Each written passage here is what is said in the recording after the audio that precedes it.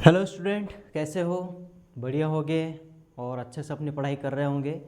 अभी हमने जो चैप्टर 1 का जो हम पढ़ रहे हैं, अभी हम पढ़ रहे हैं क्लास 11th मैथमेटिक्स से। ठीक है, मैथमेटिक्स से चैप्टर 1 जो कि है सेट। ठीक है, या सेट्स मतलब जो हमारा चैप्टर 1 है समुच्चय, हम इसको पढ़ रहे हैं। और हमने अभी इसका इंट्रोडक्शन वाला वीडियो बना के आपके लिए अपलोड कर दिया है, बट फिर भी एक्सरसाइज हम करेंगे ही। एक्सरसाइज, ठीक है, हमने कहा था कि एक्सरसाइज हम नेक्स्ट वीडियो में करेंगे। तो आज हम इसकी एक्सरसाइज देखते हैं।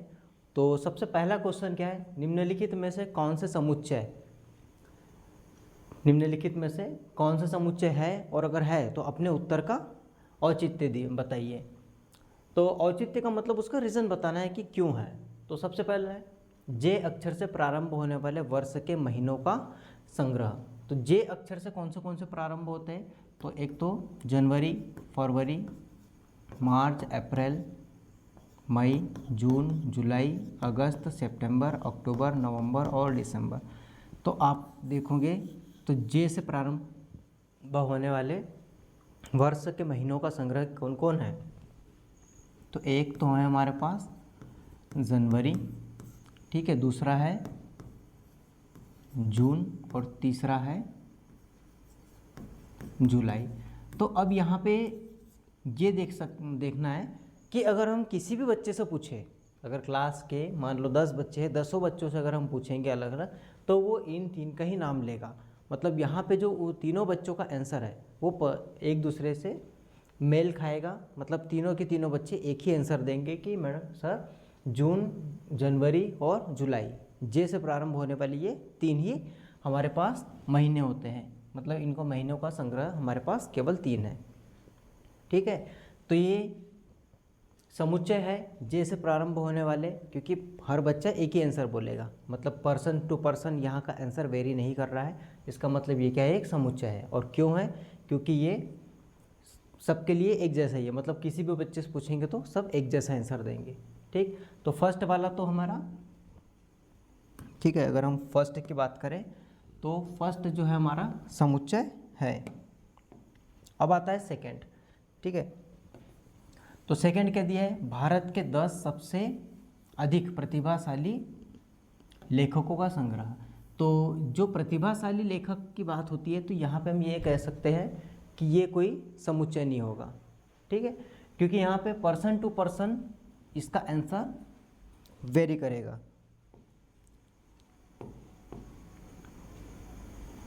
ठीक है, इसका मतलब क्या है कि किसी टाइम पीरियड में अगर हम देखें तो कोई लेखक दूसरा प्रसिद्ध रहेगा, किसी टाइम पीरियड में कोई दूसरा प्रसिद्ध हो सकता है। तो प्रतिभाशाली एक भी अगर बात करें तो प्रतिभा जो होती है लेखकों की, वो जो पर्सन टू पर्सन अगर जो इसकी देखने की क्षमता है, जो अपने हिसाब से हर इंसान क्या करता है, अपने हिसाब से किसी को की भी क्षमता का आकलन करता है। तो यहाँ का जो आंसर है वो पर्सन टू पर्सन वेरी कर सकता है। ठीक, तो यहाँ पे हम ये कह सकते हैं कि ये एक समुच्चय नहीं है। तीसरा क्या है? विश्व के सर्वश्रेष्ठ 11 बल्लेबाजों का संग्रह। तो यहाँ भी अगर हम बात करें तो वही बात होती है कि पर्सन टू पर्सन यहाँ पे चेंज हो सकती है, सबकी चॉइस अलग हो सकती है। कोई बोलेगा कि उनको, अगर एक पर्सन को बोले तो सर्वश्रेष्ठ में वो अलग 11 खिलाड़ी ले लेगा, दूसरे को बोलेंगे वो अलग 11 खिलाड़ी ले लेंगे। तो इस तरीके से अलग अलग चॉइस हो सकती है। तो यहाँ पे हम इसको भी ये नहीं कहेंगे कि ये भी एक सेट है। ठीक है, अब नेक्स्ट क्या है? आपकी कक्षा के सभी बालकों का संग्रह। तो आपकी क्लास में जितने भी बच्चे होंगे वो तो फिक्स होंगे, काउंटेबल होंगे। मतलब अगर मान लो कि आपके क्लास में 45 बच्चे हैं, ठीक है, मैथ्स में 45 बच्चे हैं, तो वो एक बच्चे से पूछेगा तो वो भी 45 बोलेगा, दूसरे बच्चे से पूछेगा वो भी 45 बोलेगा। मतलब यहाँ पे जो आंसर है वो एक दूसरे पे चेंज नहीं कर रहा है। तो या फिर हम ये भी कह सकते हैं कि ये जो नंबर है, या फिर जो क्या बोलते हैं इसको, सेट जो है, मतलब सेट की सिंपल सी डेफिनेशन होती है कि वो पर्सन टू पर्सन वेरी ना करे। तो क्लास के जितने बच्चों का संग्रह होगा वो फिक्स होगा, सारे बच्चे वही चीज़ बोलेंगे। तो इट मीन्स ये क्या है? हमारा समुच्चय है। 100 से कम सभी प्राकृत संख्याओं का संग्रह। तो 100 से कम सभी प्राकृत संख्या 1 से लेके 99 तक के, 1 से 99 तक के, तो ये भी एक सेट है, क्योंकि किसी से भी पूछो तो वो 0 को भी नहीं बोलेगा और 99 के ऊपर भी नहीं जाएगा। तो 100 से कम सभी प्राकृत संख्याओं का संग्रह वो भी एक फिक्स है। फिर है लेखक प्रेमचंद द्वारा लिखित उपन्यासों का संग्रह। तो ये भी फिक्स ही है, ठीक है। लेखक जो प्रेमचंद जी हैं उन्होंने जितने भी उपन्यास लिखे होंगे वो फिक्स ही होंगे।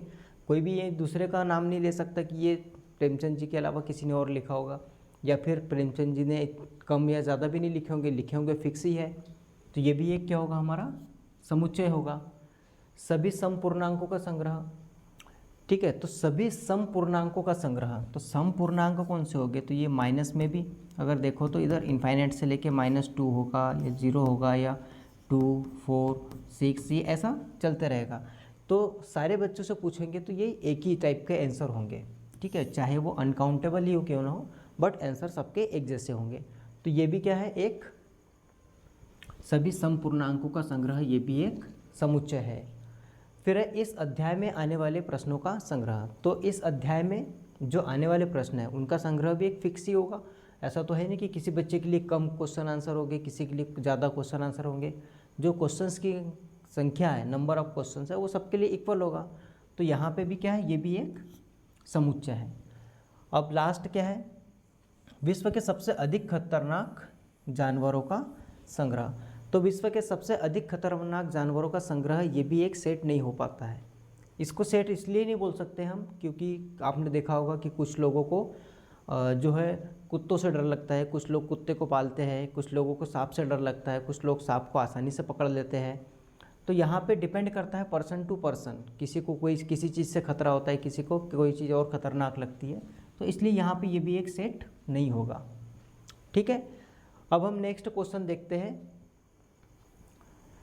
यहाँ पे ए में दिया है 1 से लेके 6 तक, 1, 2, 3, 4, 5, 6। अब हमने यहाँ बिलोंग्स टू और डज नॉट बिलोंग्स टू दोनों बताए थे कि अगर उस सेट में वो नंबर है तो उसको हम बोलते हैं कि वो बिलोंग्स टू, और अगर नहीं होता है तो हम बोलते हैं डज नॉट बिलोंग्स टू। तो अगर हम सेट में देखें तो ए में 5 है तो यहाँ पे लिखेंगे हम 5 बिलोंग्स टू ए। 8 इसमें नहीं है तो हम लिखेंगे 8 डज नॉट बिलोंग्स टू। 0 ये भी नहीं है तो हम इसको भी लिखेंगे डज नॉट बिलोंग्स टू। 4 अगर देखें तो 4 इसमें है तो हम इसको लिखेंगे 4 बिलोंग करता है। 2 सेट का अवयव है, और 10 अगर हम 10 की बात करें तो 10 इसमें नहीं है तो इसको लिखेंगे डज नॉट बिलोंग्स टू। तो जो चीज़ उस सेट में होती है वो बिलोंग्स टू, और जो चीज़ नहीं होती है वो डज नॉट बिलोंग्स टू। अब नेक्स्ट चीज़ क्या है हमारे पास, थर्ड क्वेश्चन, निम्नलिखित समुच्चयों को रोस्टर के रूप में लिखिए, ठीक है। तो हम यहाँ पे इसको क्या करेंगे, रोस्टर फॉर्म में लिखेंगे, ठीक है। आपके पास बुक होगी तो बुक से आसानी से आप देख के इसको कर सकते हैं, ठीक है। तो सबसे पहला क्या है इसमें, ए, ठीक है। ए क्या दिया है, एक्स सच दैट एक्स एक पूर्णांक है, ठीक है। एक्स सबसे पहली बात क्या होगी कि उन्होंने डेफिनेशन दे दी कि एक्स क्या है, एक पूर्णांक है। फिर उसकी वैल्यू बोली है -3 से 7 के बीच में है, ठीक है। अगर आप यहाँ वैल्यू देखो तो -3 से 7 के बीच में है।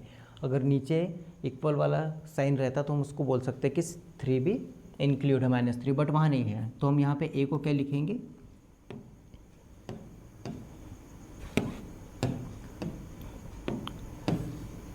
हम यहाँ लिखेंगे ए सेट को, लिखना किसने, रोस्टर में। तो -3 से बड़ा, तो -3 से बड़ा कौन होगा, -2 होगा, -1 होगा, 0 होगा, 1, 2, 3, 4, 5 एंड 6, क्योंकि x की वैल्यू 7 से कम है। तो हमारा फर्स्ट हो गया a, जो हमारा सेट है वो -2 से 6 तक। सेकंड दिया है x सच दैट x संख्या 6 से कम एक प्राकृत संख्या है। तो अगर हम यहाँ पे देखें तो b क्या होगा, 6 से कम और प्राकृत संख्या बोला है, मतलब नेचुरल नंबर। तो नेचुरल नंबर कहाँ से स्टार्ट होते हैं, 1 से। तो 1, 2, 3, 4 एंड 5। 6 से कम बोला है, मतलब 6 से कम मतलब 5 तक ही जाना है नेचुरल नंबर। फिर थर्ड, अगर हम सी को देखें तो सी क्या है, यहाँ पे 2 अंकों की ऐसी प्राकृत संख्या है जिसके अंकों का योगफल 8 है। तो अंकों का योगफल 8, तो 1 और आप 7 को देखो तो इन दोनों को अगर हम ऐड करेंगे तो 80 होगा। सेकंड अगर हम देखें तो 2 और 6 इसको भी ऐड करेंगे तो वही होगा, 3 5 होगा, 4 4 होगा, 5 3 होगा, 6 2 होगा, 7 1 होगा और 8 0 होगा। इन सभी नंबर को अगर आप देखो तो इनको अगर आपस में ऐड करोगे तो सबका सम होगा कितना होगा 8। फिर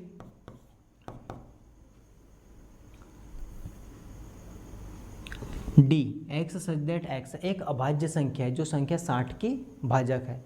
ठीक है, 60 की भाजक है, इसका मतलब क्या है कि वो 60 की भाजक, उसको हम क्या करेंगे, इससे पता करेंगे 2 से 30 टाइम, 2 से 15, फिर 3 से जाएगा 5 टाइम, फिर 5 से जाएगा 1 टाइम। तो क्या क्या वैल्यू आई, 2 2 3 5। तो हमारे पास क्या आया 2 2 3 5।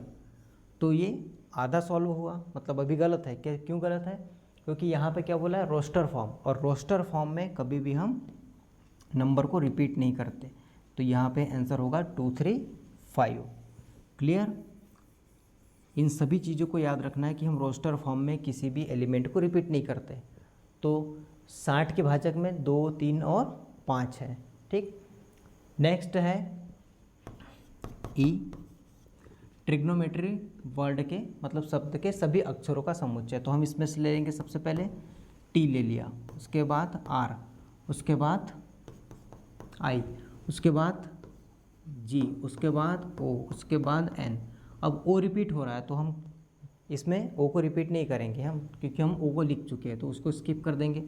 फिर लिखेंगे एन के बाद एम, एम के बाद फिर आ रहा है ई, ई के बाद आ रहा है फिर से टी। तो टी हमने पहले ही लिख लिया था तो हम इसको भी रिपीट नहीं करेंगे। टी के बाद आर, तो आर भी हमने लिख लिया था, तो अब लास्ट में बचता है वाई। तो जो चीज़ें, ठीक है, जो चीज़ें इसमें एक बार लिख लेते हैं हम उसको रिपीट नहीं करना है, और जो क्रम होता है मतलब आगे पीछे भी हम इनको लिख सकते हैं।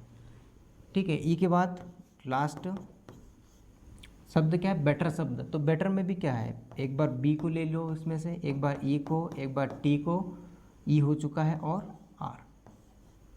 तो इस तरीके से हम इन समुच्चयों को रोस्टर फॉर्म में लिख सकते हैं। याद क्या रखना है कि लिखना सभी को है, रिपीट नहीं करना है। ठीक है, तो आई थिंक अगर आपको नोट करना है तो आप इनको नोट भी कर सकते हैं।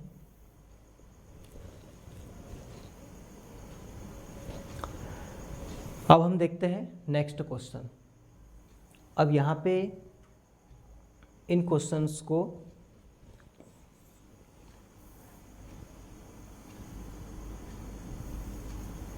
ये जो 4th नंबर का क्वेश्चन है, ठीक है, 4th नंबर क्वेश्चन में लिखा है निम्नलिखित समुच्चयों को समुच्चय निर्माण रूप में व्यक्त कीजिए, मतलब सेट बिल्डर फॉर्म में लिखना है।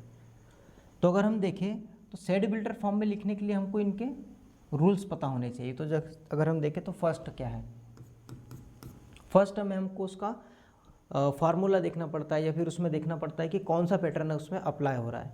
तो अगर आप यहाँ देखो तो 3 उसका मतलब 3 के टेबल टाइप दिख रहा है, 3 1 जा 3, 3 2 जा 6, 3 3 जा 9। फिर तो यहाँ पे दिख रहा है कि 3 का टेबल है, तो हम उसको क्या लिख सकते हैं, ठीक है, एज्यूम कर लो को वो ए सेट है, तो एक्स सच दैट एक्स, और एक्स क्या है वहाँ पे तो 3n है, और यहाँ n क्या है तो n हमारा नेचुरल नंबर है। ठीक है, n को हमने क्या एज्यूम किया कि वो एक नेचुरल नंबर है।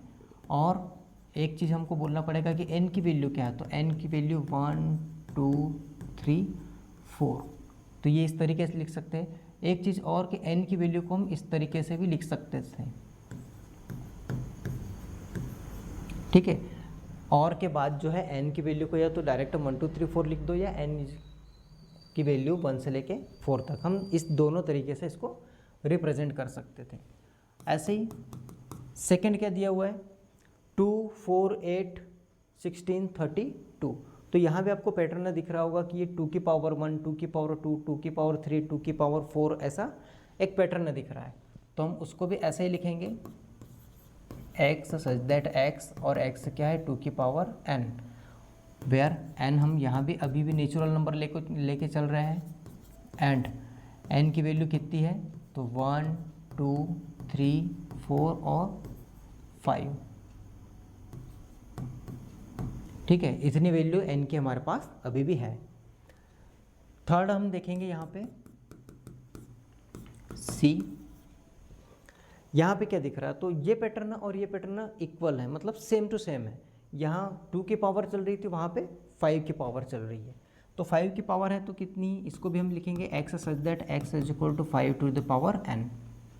ठीक है, where n is equal to natural number and यहाँ पे n की वैल्यू कितनी है, तो 1 है, 2, 3 एंड 4, 1 2 3 4।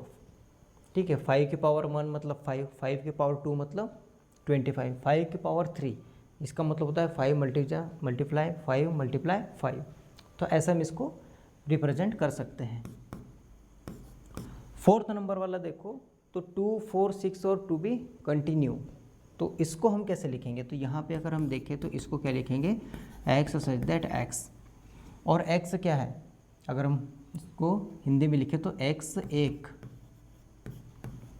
सम प्राकृत संख्या है। ठीक है, ये अगर हम देखो तो क्या है, 2 4 6 और कंटिन्यू है, तो इसका मतलब वो एक सम प्राकृत संख्या है, तो हम इसको इस तरीके से लिख सकते हैं। फिर आता है लास्ट वाला, लास्ट क्या लिखा है 1 4 9, और ये भी कंटिन्यू है बट 100 तक। तो हमको यहाँ पे एक चीज़ देखने के लिए मिल रही है कि अगर हम इसको ध्यान से देखें तो ये 1 का स्क्वायर, 2 का स्क्वायर, 3 का स्क्वायर, ऐसा 10 के स्क्वायर तक के दिया हुआ है। तो अब हम यहाँ पे इसको कैसे लिखेंगे, x सच दैट x। अब x क्या है, तो x इज इक्वल टू है n टू द पावर 2। ठीक है, हम इसको ऐसे लिख सकते हैं, या फिर हम ऐसा भी लिख सकते हैं x की पावर 2। ठीक है, ठीक है, x क्या है, x की पावर 2, और x इसको ऐसे ही लिखना इजी रहेगा। ठीक है, n की power 2, where n belongs to natural number, और n की वैल्यू जो है कहाँ है, 1 से लेके 10 तक के, तो 1 से लेके 10 तक। तो इस तरीके से लिखना इसको इजी रहता है। ठीक है, तो इसको चाहो तो आप नोट कर सकते हो। ठीक है, इनको अगर आप चाहो तो नोट कर सकते हो, या फिर हम चले नेक्स्ट क्वेश्चन पे। अब यहाँ पे इसको भी क्या करना है, 5th नंबर के क्वेश्चन में अगर हम इसको देखें तो 5th नंबर के क्वेश्चन में भी क्या करना है, इसको रोस्टर फॉर्म में लिखना है, मतलब सूचीबद्ध कीजिए। टेबुलर फॉर्म या रोस्टर फॉर्म एक ही होती है। तो अगर हम यहाँ पे देखें, आपको नोट करना रहे तो वीडियो को पॉज करके इसको नोट कर सकते हैं, अदरवाइज सेल्फ अगर करना चाहो तो अपने मन से भी इसको कर सकते हो। ठीक है, 5th का अगर हम फर्स्ट क्वेश्चन देखें, ठीक है, ए की वैल्यू क्या बोला है, x सच दैट x एक विषम प्राकृत संख्या है। तो सबसे पहली चीज़ तो वो क्या है, एक प्राकृत संख्या, ऊपर से विषम। तो विषम प्राकृत संख्या कौन कौन सी होती है, तो 1 है, 3 है, ठीक है, 1 3 5 7 9, और कहाँ तक के है ये नहीं बोला गया है, तो इसका मतलब हम क्या करेंगे, 3 डॉट और छोड़ देंगे। 3 डॉट का मतलब होता है कि अब वो इनफाइनाइट तक के जाएगा। सेकंड क्या है हमारे पास, सेकंड है हमारे पास x सच दैट x एक पूर्णांक है। ठीक है, अब पूर्णांक में उनने वैल्यू तो क्या दे के रखा है, -1/2। ठीक है, और वो पूर्णांक नहीं है, बट उस x की वैल्यू उनके बीच की दे के रखी है उनने। तो -1/2 कहाँ होता है, तो अगर तुम नंबर लाइन पे ध्यान दो तो ये 0 होता है, और ये 1 होता है, ये 2, और इधर भी अगर देखो तो ये 1 और इधर 2। तो नंबर लाइन पे अगर हम देखें तो -1/2 कहाँ मिलेगा, तो ये माइनस और ये हमारा -1/2 बीच में आएगा। ठीक है, तो -1/2 से बड़ा है, और कहाँ 9/2, 9/2 का मतलब होता है कि वो है 4.5, मतलब 4.5 के इधर इधर, मतलब 4.5 के इधर। अब यहाँ बात किसकी कर रहे हैं, पूर्णांक की। तो पूर्णांक कौन होगा, यहाँ से स्टार्ट होता है 0, फिर 1 2 3 और 4। अब ये तो वैल्यू कौन सी हो गई, ये 4.5 है ना, 9/2 का मतलब क्या, 4.5, तो 4.5 से पहले 4 ही होता है। तो यहाँ पे 0 1 2 3 4 इतने ही मिलेंगे। आपको क्या ध्यान देना है कि पूर्णांक बोला है और वैल्यू पूर्णांक नहीं दी है, ठीक है, वो एक परिमेय संख्या है। तो परिमेय संख्या के बीच अगर पूर्णांक देखोगे तो वो आपको यही मिलेंगे। अब नेक्स्ट क्वेश्चन है एक्स सच दैट एक्स एक पूर्णांक है, ठीक है, यहाँ भी क्या दे दिया है, पूर्णांक है। एक्स सच दैट एक्स एक पूर्णांक है और एक्स स्क्वायर, ठीक है। अब यहाँ पे एक ध्यान देने वाली बात है कि एक्स स्क्वायर जो है वो 4 से छोटा है, ठीक है, जिसका स्क्वायर 4 से छोटा हो। तो 4 से छोटा स्क्वायर मतलब अगर आप यहाँ पे रख के देखो तो एक्स, इसको अगर हम देखें तो वो 2 का स्क्वायर, तो स्क्वायर से स्क्वायर हम काट के आसानी से इसको ये एज्यूम कर सकते हैं कि एक्स की वैल्यू 2 या 2 के इक्वल है, ठीक है। ये शायद मैंने सही किया कि क्या किया पता नहीं, बट अगर हम उसको देखें तो x क्या है, एक पूर्णांक है। तो पूर्णांक में अगर हम देखें तो क्या क्या हो सकता है, x अगर हम -2 रखें तो -2 रखने पे भी अगर हम उसका स्क्वायर करते हैं तो वो 4 आएगा, या 4 से छोटा आ सकता था, मतलब -2 रखा तो वो तो 4 ही आएगा, फिर -1, ठीक है। पूर्णांक बोला है तो -2, -1, 0, 1 एंड 2 ये ऐसा नंबर है जिनका अगर हमने स्क्वायर किया तो 4 या 4 से छोटा एक नंबर आएगा, ठीक। अब अगर हम नेक्स्ट देखें, वर्ड क्या है, लॉयल, ठीक है। लॉयल वर्ड है, उसके अक्षर को अगर हमको टेबुलर फॉर्म में लिखना है तो एक बार L लिख लिया, एक बार O, एक बार A और एक बार Y। चूँकि यहाँ पे क्रम का कोई ये नहीं रहता, मतलब क्रम आगे पीछे लिख सकते हैं, तो हमने 4 को लिखा, L रिपीट हो रहा है तो उसको लिखना नहीं है। अब आता है नेक्स्ट, ई क्या है, वर्ष का एक ऐसा महीना जिसमें 31 डे नहीं होते, मतलब 31 दिन नहीं होते। तो 31 दिन का जो पैटर्न है, आपको पैटर्न भी एक जनरल नॉलेज के लिए बता देता हूँ कि हमारे पास जो होता है जनवरी, फरवरी, मार्च, अप्रैल, मई, जून, जुलाई, अगस्त, सितंबर, अक्टूबर, नवंबर और दिसंबर। तो एक 31 का होगा तो दूसरा नहीं होगा, तीसरा 31 का होगा चौथा नहीं होगा, पांचवा 31 का होगा छठवा नहीं होगा। बट ये 7वां और 8वां जुलाई और अगस्त ये 31 के होते हैं, ठीक है। उसके बाद ये 31 का नहीं होगा, ये 31 का होगा, फिर ये 31 का नहीं होगा और ये 31 का होगा। तो ये इसका एक पैटर्न होता है, ठीक है। इसको हम कैसे काउंट करते थे बचपन में, से सिखाते थे उंगलियों पे, बट ऐसे याद रखना है कि एक 31 है तो दूसरा नहीं है, तीसरा है तो चौथा नहीं है, पांचवा है तो छठवा नहीं है। बट ये जून और ये जुलाई और अगस्त ये दोनों 31 के होते हैं। अब हमको यहाँ पूछा है कि 31 के नहीं होते तो कौन कौन है, तो 1, 2, 3, 4 और 5। तो 5 ऐसे मंथ है जो 31 के नहीं होते। तो कौन से हैं, तो एक तो है हमारा, एक है हमारा फरवरी, ठीक है, फरवरी, मार्च, फिर अप्रैल, अप्रैल के बाद जून और जून के बाद सितंबर और सितंबर के बाद क्या है हमारा नवंबर, ठीक है। तो ये मंथ के ऐसे 5 मतलब वर्ष के 5 ऐसे महीने हैं जिसमें 31 दिन नहीं होते। फिर अगला है अंग्रेजी वर्णमाला का एक व्यंजन है जो के से पहले आता है, मतलब हमको अंग्रेजी वर्णमाला का एक वर्ड लिखना है, ठीक है। तो वो कौन से होंगे, तो ए व्यंजन बोला है, ठीक है, क्या बोला है व्यंजन, हाँ व्यंजन ही बोला है। तो ए को नहीं लिखेंगे हम, किसको, ए, ई, आई, इन 3 को छोड़ के बाकी सब लिखेंगे। तो ए छोड़ दिया तो बी, सी, डी, ई, तो ये नहीं लिखना है ना, एफ, जी, एच, आई छोड़ दो, जे और के से पहले बोला है तो के से पहले इतने ही आएंगे, ठीक है। क्या क्या छोड़ने के लिए बोला था, व्यंजन बोला था, नॉर्मली क्या बोला था हमको, व्यंजन। तो ए, बी, सी, डी, ई, एफ, जी, एच, आई, जे और क्या आता है तो के से पहले वाले, तो इट मीन्स यही है हमारे पास। तो ये हो गए हमारे 5th के भी आंसर। अब नेक्स्ट क्या है हमारे पास 6। तो 6 में क्या है, हमको यहाँ मैच द कॉलम करना है, मतलब आपस में उसको मैच करना है। तो इट इज़ वेरी इजी। तो आपको 1 2 3 और 6 तो ये दिख जाएगा कि इसमें करना क्या है। तो ये क्या है, x एक प्राकृत संख्या है जो 6 की भाजक है। तो 6 की भाजक है, इसका मतलब ये इससे मिल जाएगा। 2 और 3 की अभाज्य संख्या भी है, 2 और 3 अभाज्य संख्या और 6 की भाजक है। तो हम उसमें इसको कर सकते हैं। मैथमेटिक्स सबको दिख रहा होगा, और ये 10 से कम प्राकृत संख्या, तो ये बहुत ज़्यादा इजी था। ठीक है, तो आई होप ये जो एक्सरसाइज है, एक्सरसाइज आपके सामने सॉल्व कर दी गई है।